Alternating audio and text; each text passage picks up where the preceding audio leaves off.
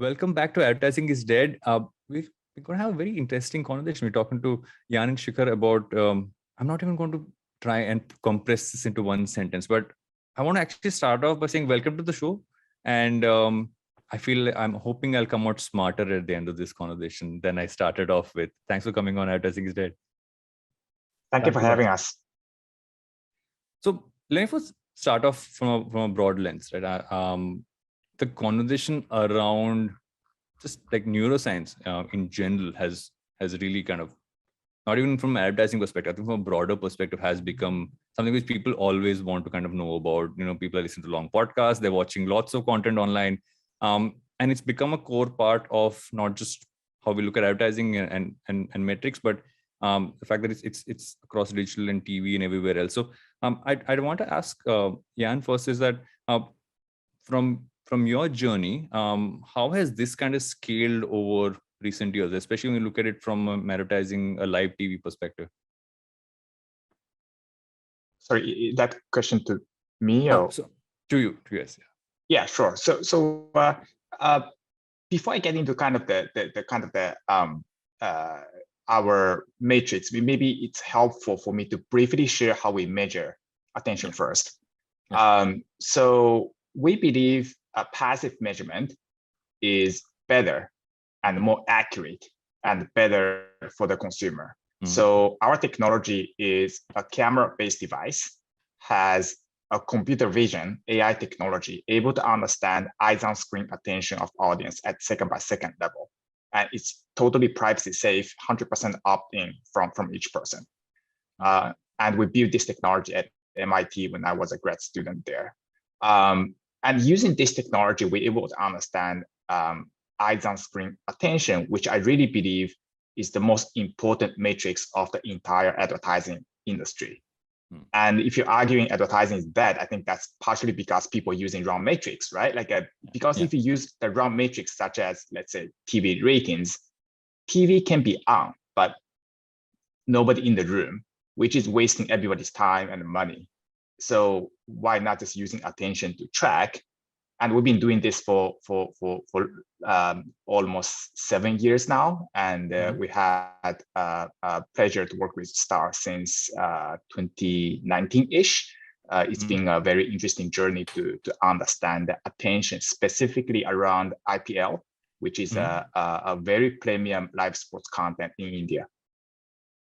So you spoke about attention. I think attention is an interesting piece, and I actually want to turn to Shikhar this one and ask him that: do you feel that as we've this is me trying to come up with something off the hat, is that as our attention spans have spread across multiple things, do you see that as one of the core reasons why looking at attention from this lens, from a neurology lens, has really scaled up? And I know there's a bunch of studies that you kind of dug into kind of scale your entire piece. So can you kind of dig into how that has kind of happened?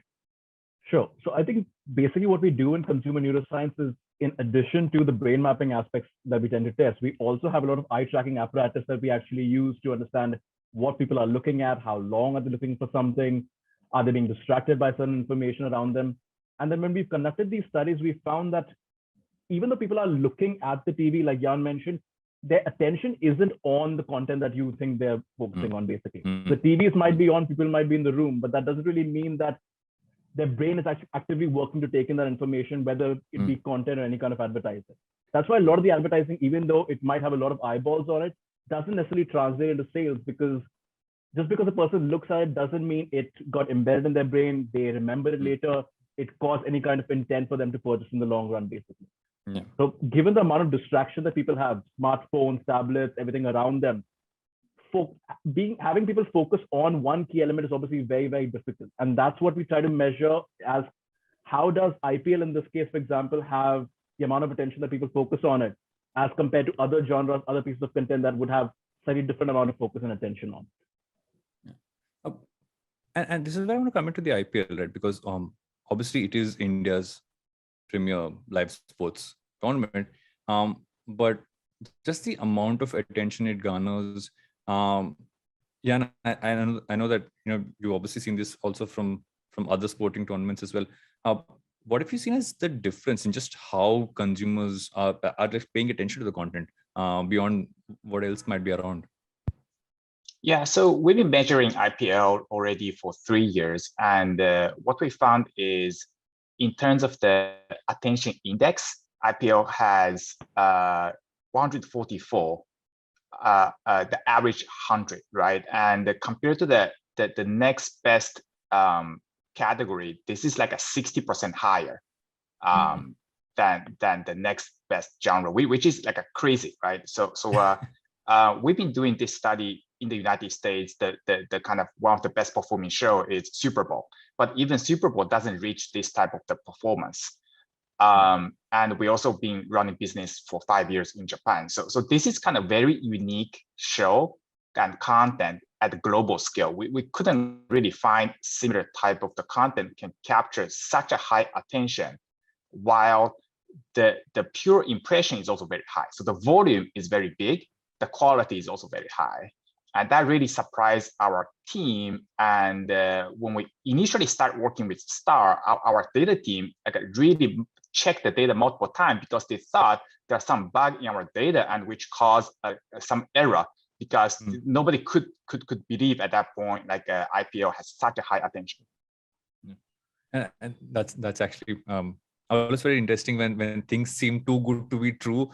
You got to go back to the data, saying there must be something off there. But when you actually look at that, and I want to understand this better, right? Because in many ways the IPL does, like, let's say, outperforms other genres. You're seeing it, just kind of scaling up in that effect. How does that then translate across to the advertising in it? Because if people are focusing more on the content, it does have a ripple effect and kind of seeps onto the advertising as well. So how has that kind of happened, or have you seen kind of some things have worked and some things have dropped? So what is the what's worked over there? Yeah, I think it's please. No.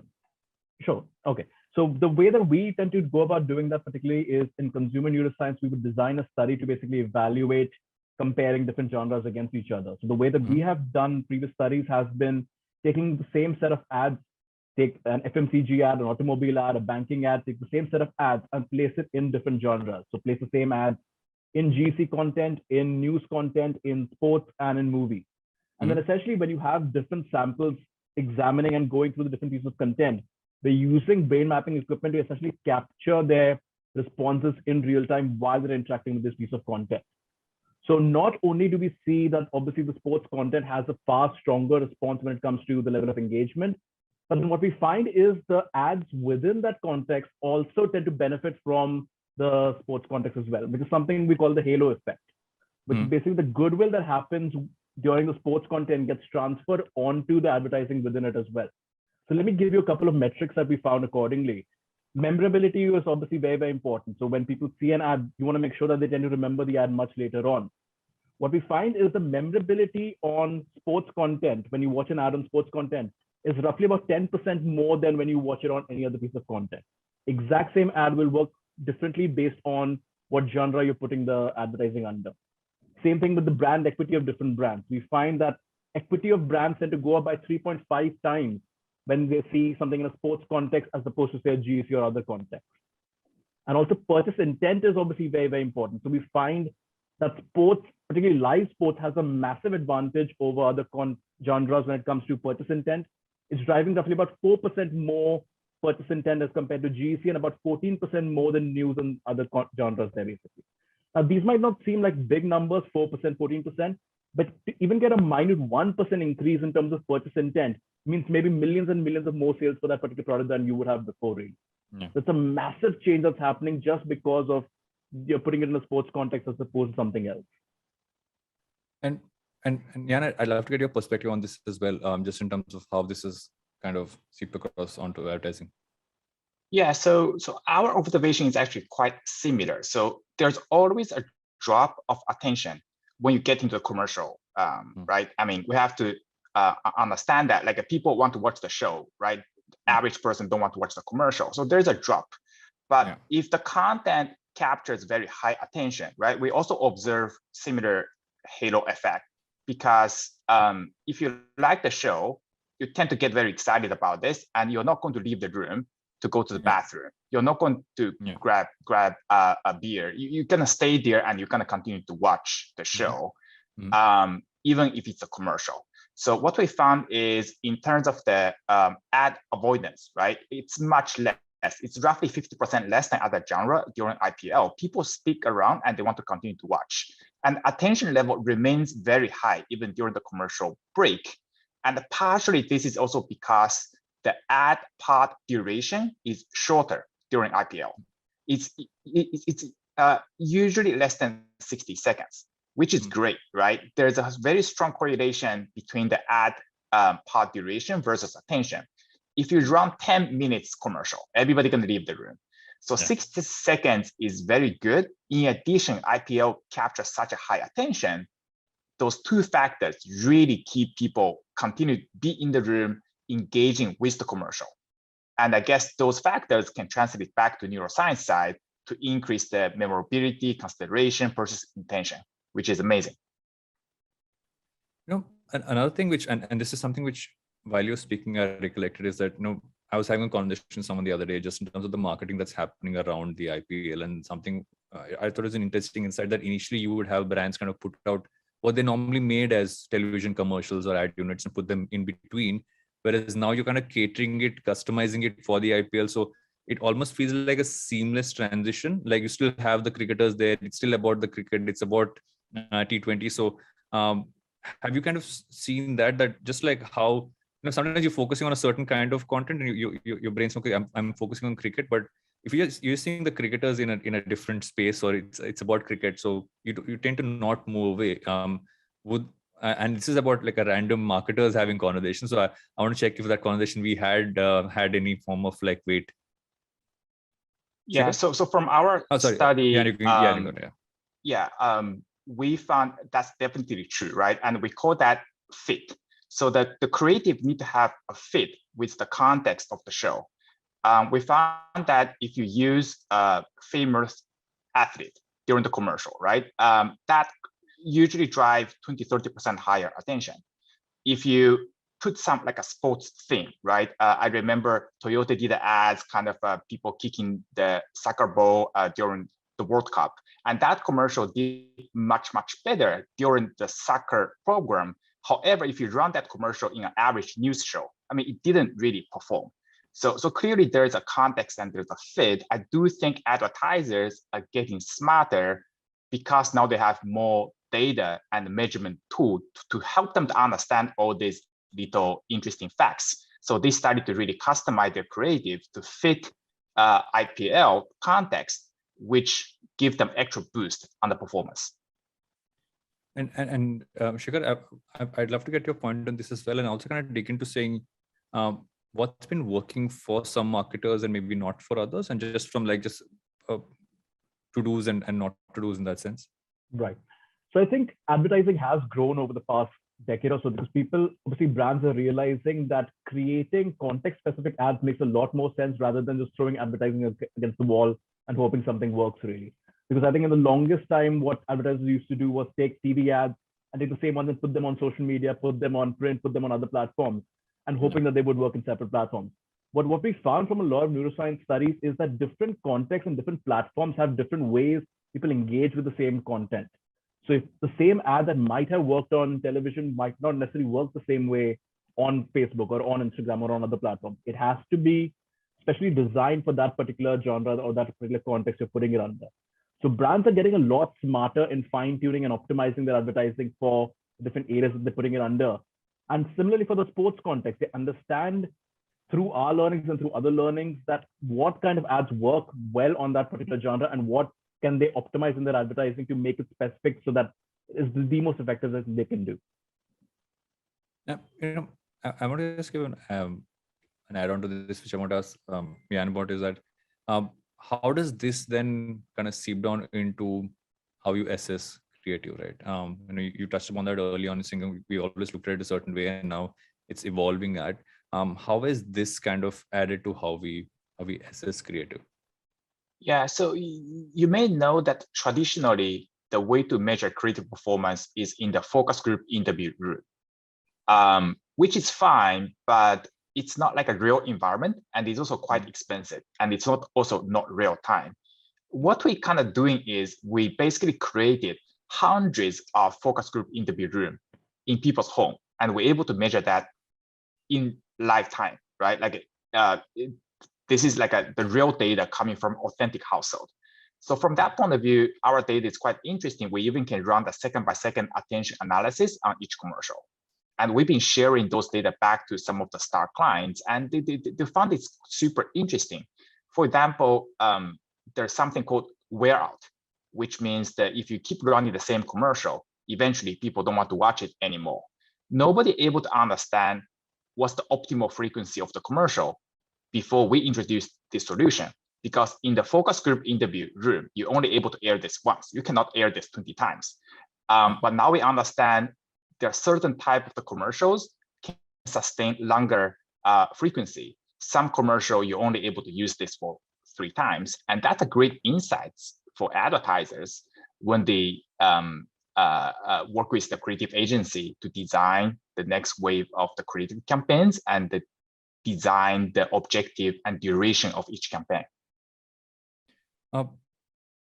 Shikhar, do you think that this also kind of adds into how we profile consumers, right? I think one of the core things that people are looking at as brands is that, okay, we always have a set of cohorts, and then you kind of, that number of cohorts I know has expanded dramatically over the last many years, but getting it from a neuro profiling standpoint, are you seeing that as becoming, because as brands get more information around, for instance, if I'm a brand today, I've advertised on the IPL, I've seen this data. I'm like, okay, I can use this across the board.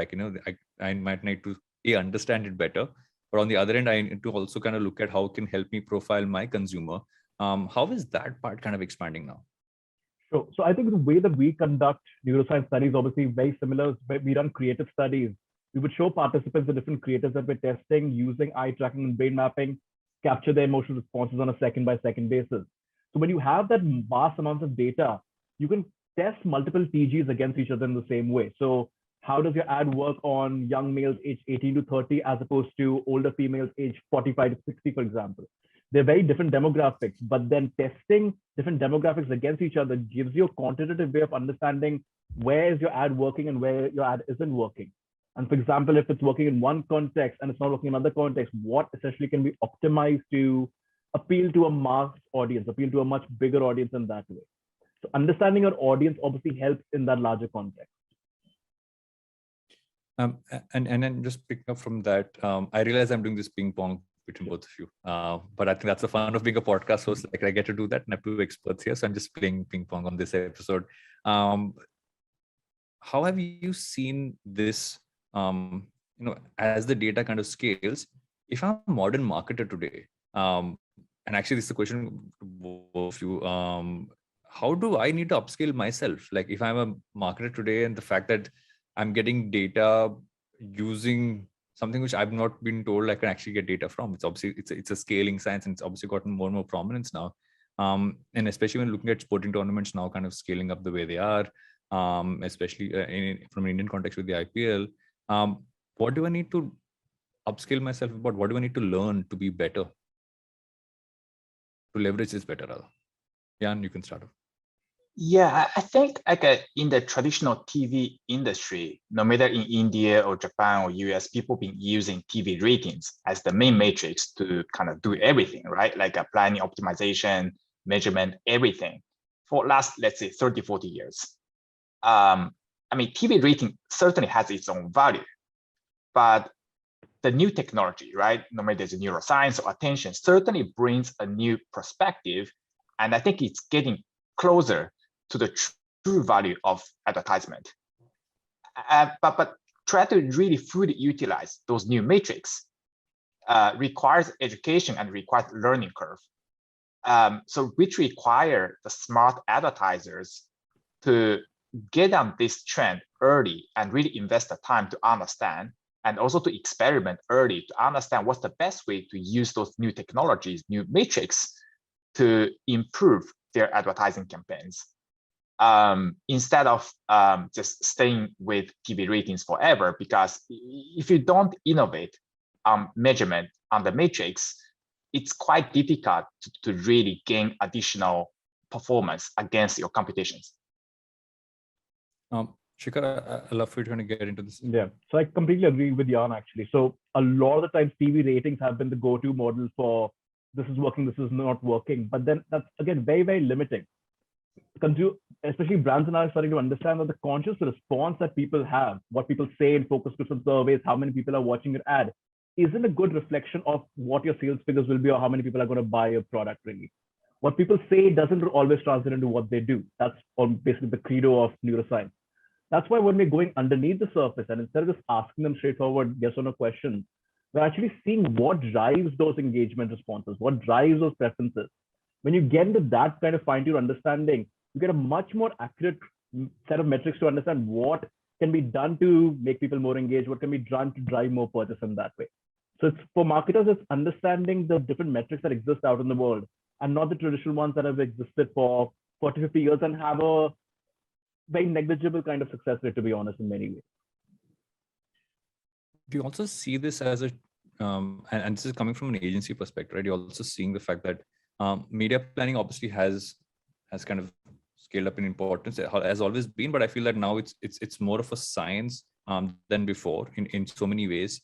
And as this becomes a core part of how you plan media, do you believe that almost like media planners need to have a core understanding of how this works rather than not just looking at the data as data's sake, but really saying, okay, I need to understand how this works, so then I can work with a series of brands in different ways. I know that live sports will be different from others, but from a broad lens, does this make sense for someone to kind of learn, almost do not a crash course, but get more insights as to how they can use it better? Sure. So I think media planners definitely. So, and largely in India, we work with a lot of different media planners in particular who've been working with different brands and to figure out how best to optimize the marketing campaigns that they have. But even before that, even the creative people in different advertising agencies, a lot of the time they feel an affront of some kind, mainly because they feel that their creativity is being challenged in some way by the science that's coming into the stream, basically. Yeah. Because obviously advertising is a very creative field altogether. One thing they should obviously understand is that science isn't there to take away the human aspect of it, the creativity aspect of it. That is obviously very, very important. But then the purpose of advertising is to make sure that there is some return on investment. There's something happening at the end of it, which needs to be measured through some scientific measures. And if the feedback is coming as to telling you that these things always tend to work, these things never tend to work, incorporating them into your creativity is only going to help the entire industry altogether. I have a bunch more questions, but I know I've been told as of a few minutes ago that I need to go in for a break. So we're just going to do that and be right back with Advertising is Dead. Welcome back to Advertising is Dead. This is, I'm going to call this episode Varun's Crash Course into how to understand something which I've been talking about, but now I'm finally understanding it better. Really bad title for an episode, but I'm just going to let that one be. Before we get back into what we were discussing before the break, I'd love to hear from both of you what you set out to do when you started off your career, and how did you end up here? I think I always find that to be interesting to figure where people's journeys lead them. Yan, do you want to start off? Yeah, sure. So I went to school in Tokyo, studied engineering, then I joined McKinsey as my first job, become a consultant. After a couple of years, I thought, oh, these clients are really all very stupid. I'm much smarter. I'm going to build a business to make more money, right? So naively, I left McKinsey, started a women's fashion brand back in China with my friends from McKinsey. We're all wearing black suits, wearing tie, try to design like a women's bra on PowerPoints. Not great idea. So that one failed immediately. Then we started an ad agency to really try to survive. That's kind of how I got into this industry. That's also when I learned the TV measurement space is quite old-fashioned. There hasn't been a big innovation for quite some time, which led me to believe there might be some business opportunity here. Then after that, I went to MIT. I got to know a bunch of engineers, and that's how we really started TVision 6-7 years ago. Awesome. I love the journey. Had a hop, skip, and jump from consulting to women's fashion to this, which is why this is one of my favorite questions to ask on the show. Shikhar, how about you? I think my journey isn't that elaborate, but then So I essentially studied neuroscience from King's College in London. And then post that, I worked in London for a while. Then I was in the US. And mainly my field of specialization was more clinical kind of neuroscience. So like most neuroscientists, I headed down working with clinical patients like schizophrenia, dementia, those kinds of things altogether.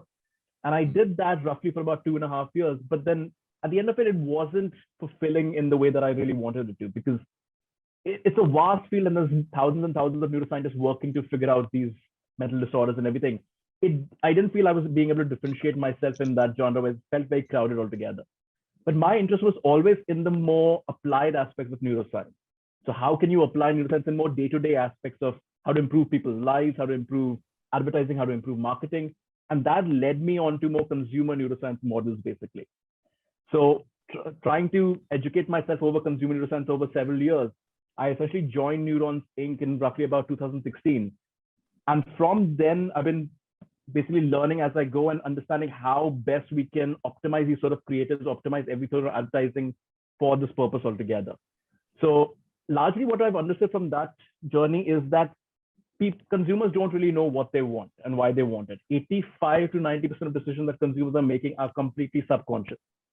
So neuroscience is the only way to go in if you actually want to understand what is driving consumer preference, what is driving consumer choices.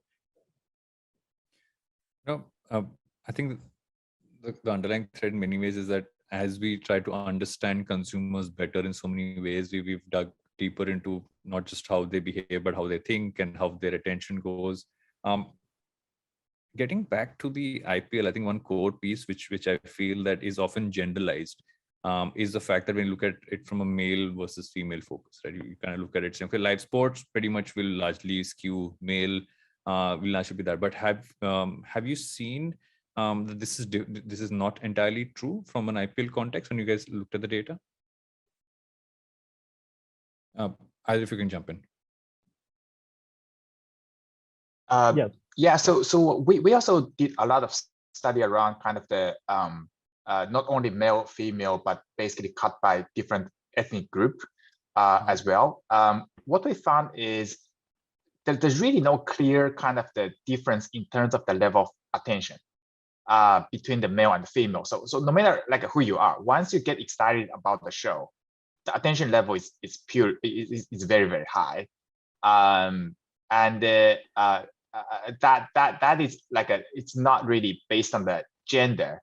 In the US, we found in many cases, people do support their local team, right? That's very clear. So if you're in Boston, you support Red Sox. If that's on the show, the attention tend to be higher. But that has nothing to do with whether you're male or female. It's really more about how excited you are about the team.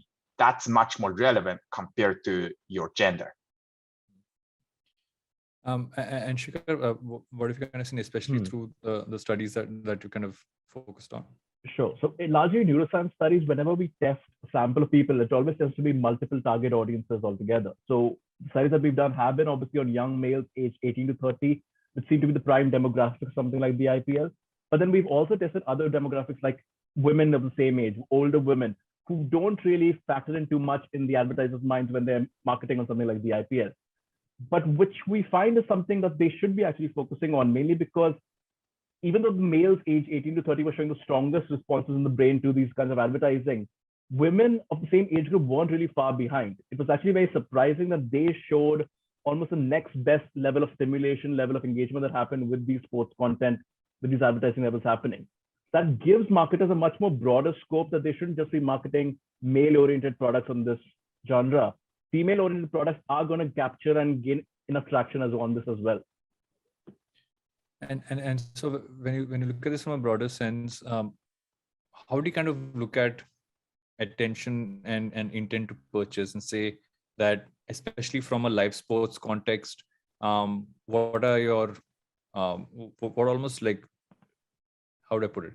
What are best practices to kind of follow? I know we've discussed a lot of them. I want to kind of refine them down towards as you come towards the end of the episode. But if you had to refine this down, saying this is the stuff you need to keep in mind, this is what really makes sure that there is attention, and then there is intent to purchase. Shikhar, you can start off and I'll come to Yan after. So I think the main key factor that we find, particularly in watching sports, is sports does seem to have a signature pattern that's happening in the brain that other genres don't really reflect in some way or the other. There's a much stronger anticipatory response that's happening in the person because when you're watching a live sports, you don't really know what's going to happen. You're very emotionally invested with your team that's going to win or your favorite players that's going to win. So you tend to feel a lot more invested in what's happening on screen in real time.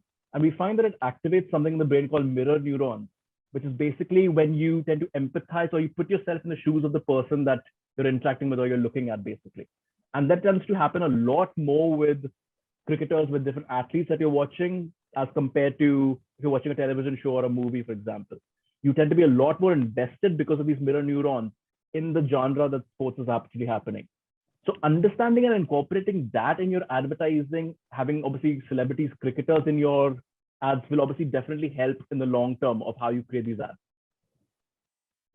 Perfect. Yeah. Yeah, just building on top of that. So I think that in terms of the media planning, we really need to shift from TV ratings-based planning to attentive ratings or attentive GRP-based ratings. And that's really the value of our matrix, which is you can evaluate every single spot based on the ACPM, right? Attentive CPM or attentive GRP. And that's really the right way to take a look at it. And we've been working with many clients, and we found that once you really shift to attention matrix based media planning process, it's much easier to achieve the matrix such as awareness, consideration, etc. We did few studies, and we found that if you're creative or your media campaigns only able to reach the low attention media, you almost need 3x budget to reach the similar level of awareness, which is a lot of waste money on the media budget, right? So I do think it's really about time for us to evolve from ratings to attentive ratings, attentive GRP for the media optimization. Towards the end of every episode, I ask my guests a series of questions which have nothing to do about what we've spoken about. It's about everything beyond that. I've always find it more difficult to do this when I have two guests because it's always the other person has more time to think. But I will, but I'm sure it's still going to be fun. I'm actually going to start off with Shikhar on this one. What do you spend a lot of time doing beyond what you do? Which you enjoy a lot, and people will be like, really, you're into that as well? What would that be? I mean, I've been playing drums for the past 6 years now, approximately, Nice. on and off, really. So yeah, so that's not something that most people know. I have a drum set at home as well, which really my neighbors hate. But then it's still so I've been playing semi-professionally for the past 6 years now, and that's something that's been my passion. Music, writing music, making music has been something that takes a lot of my time as well, basically. That's awesome. I always find it interesting when people have drums at home. I have a friend who used to be a metal drummer who has one of those silent drums at home, and he says the only reason he has the silent drums is so that his neighbors don't complain. Exactly. Yan, how about you? I run a lot.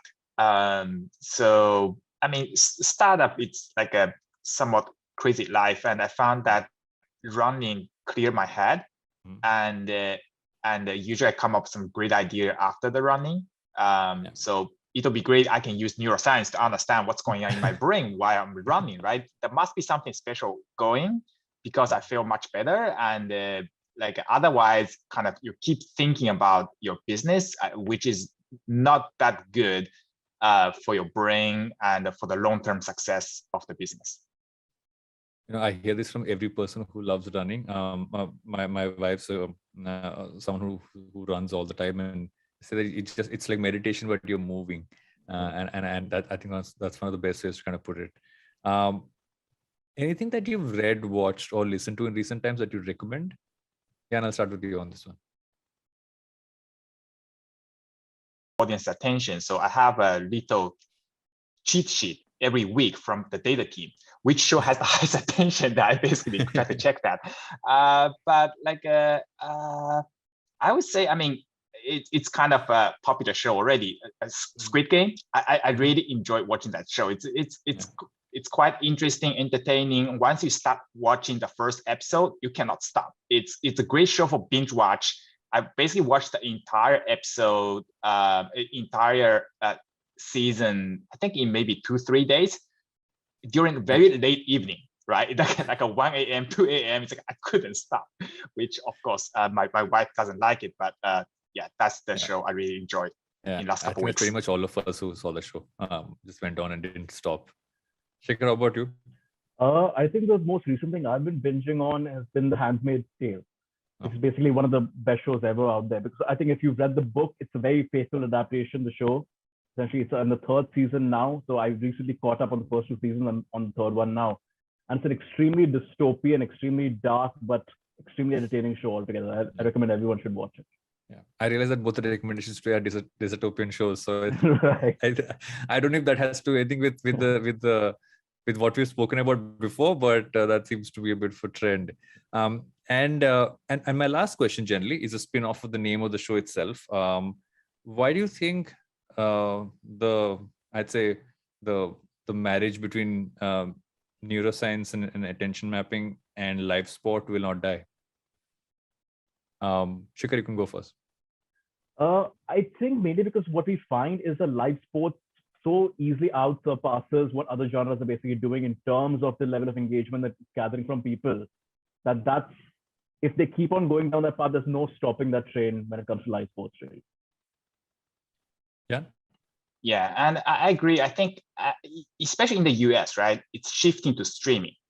The traditional linear TV, many other genres gonna shift away and shift to streaming. But I do believe live sports gonna survive and actually gonna thrive under the linear TV, because live is a very special experience. You share a space and time with your friends together watching, and that's a very special experience. And I think that's why attention is so high, and it's very difficult to generate that type of experience through different type of the genre. Thank you so much for coming on the show, both of you. I'm leaving much smarter than I normally do. All my guests give me a lot of stuff to learn from, but you both give me a lot of things to think about. I need some brain mapping right after this one to kind of figure out what all I've learned. But thanks a ton for coming in and sharing all that you've shared. And I think it's going to make people kind of relook at not just how we look at television. I think television sometimes gets the shorter end of the stick when it comes to advertising and marketing these days. But I feel especially with live sports, there's so much more that can actually be done there. And thank you for talking about everything that you guys are doing.